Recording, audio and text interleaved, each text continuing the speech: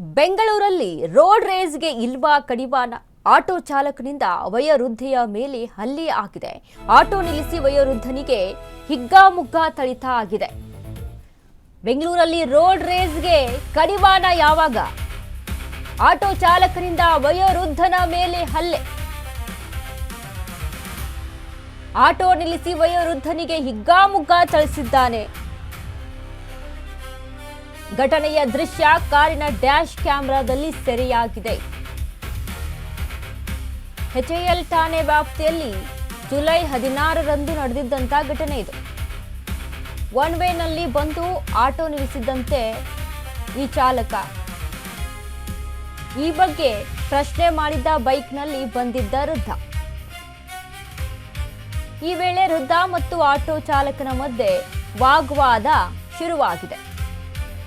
ಮಾತಿಗೆ ಮಾತು ಬೆಳೆದು ವಯೋವೃದ್ಧನ ಮೇಲೆ ಹಲ್ಲೆ. ಹಿರಿಯ ವ್ಯಕ್ತಿ ಅಂತಲೂ ನೋಡದೆ ಹಿಗ್ಗಾಮುಗ್ಗಾ ಥಳಿಸಿದ್ದಾನೆ. ಘಟನೆ ಸಂಬಂಧ ಮಾಹಿತಿ ಕಲೆ ಹಾಕ್ತಿರುವಂತಹ ಪೊಲೀಸರು.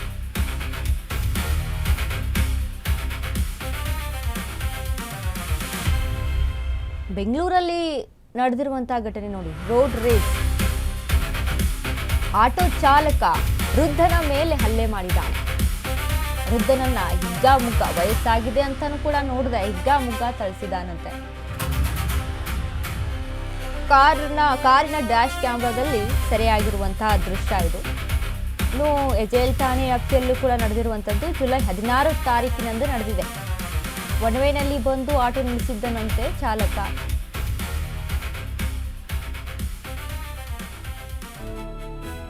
ಈ ಬಗ್ಗೆ ಪ್ರಶ್ನೆ ಮಾಡಿದ್ದ ಬೈಕ್ನಲ್ಲಿ ಬಂದಿದ್ದ ವೃದ್ಧ.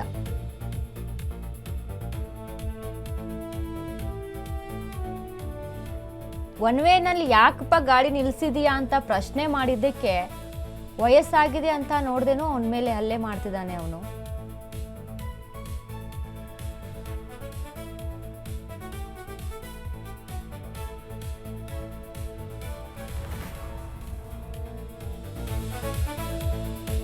ಎಸ್ ನೋಡಿ, ಕ್ಲಿಯರ್ ಆಗಿದೆ, ದೃಶ್ಯ ಕಾಣಿಸ್ತಾ ಇದೆ ಅಲ್ಲಿ. ಒನ್ ವೇನಲ್ಲಿ ಯಾಕೆ ಆಟೋ ನಿಲ್ಸಿದ್ಯಾ ಅಂತ ಪ್ರಶ್ನೆ ಮಾಡಿದ್ದಕ್ಕೆ ಆ ವೃದ್ಧನ ಮೇಲೆ ಹಲ್ಲೆ ಮಾಡಿದ್ದಾನೆ. ವಯಸ್ಸಾಗಿದೆ ಅಂತಾನು ನೋಡ್ದೇನೆ, ಇವನ ಮನೇಲಿ ಯಾರು ಹಿರಿಯರಿಲ್ವಾ, ಹಿರಿಯರ ಜೊತೆ ಹಿಂಗೆ ನಡ್ಕೊಳ್ತಾನ, ಮಾಡಿರೋದೇ ತಪ್ಪು. ಒನ್ ವೇನಲ್ಲಿ ಗಾಡಿ ನಿಲ್ಸಿದ್ದಾನೆ. ಅಲ್ಲಿ ಪಾರ್ಕಿಂಗ್ ಇದೆಯಾ, ಪಾರ್ಕಿಂಗ್ ಬೋರ್ಡ್ ಇದೆಯಾ ಇವನ್ ಗಾಡಿಯನ್ನ ನಿಲ್ಸೋದಕ್ಕೆ? ಇಲ್ಲ ತಾನೆ. ಅಲ್ಲಿ ಗಾಡಿ ನಿಲ್ಸಿದ್ದೇ ತಪ್ಪು. ಅದನ್ನ ಯಾಕೆ ನಿಲ್ಸಿದೀಯಾ ಅಂತ ಪ್ರಶ್ನೆ ಮಾಡಿದ್ದಕ್ಕೆ ಏನು ನೋಡ್ದೆ, ಹಿಂದೆ ಮುಂದೆ ಏನ್ ನೋಡ್ದೆ, ದಿಢೀರಂತ ವೃದ್ಧನ ಮೇಲೆ ಹಲ್ಲೆ ಮಾಡಿದ್ದಾನೆ. ಇವ್ನು ಯಾರು ಅನ್ನೋದನ್ನ ಪೊಲೀಸರು ಕೂಡ ಈಗ ಪತ್ತೆ ಹಚ್ತಾ ಇದ್ದಾರೆ. ಇವ್ನು ಪತ್ತೆ ಹಚ್ಚುವಂಥದ್ದೇನು ದೊಡ್ಡ ವಿಷಯ ಅಲ್ಲ.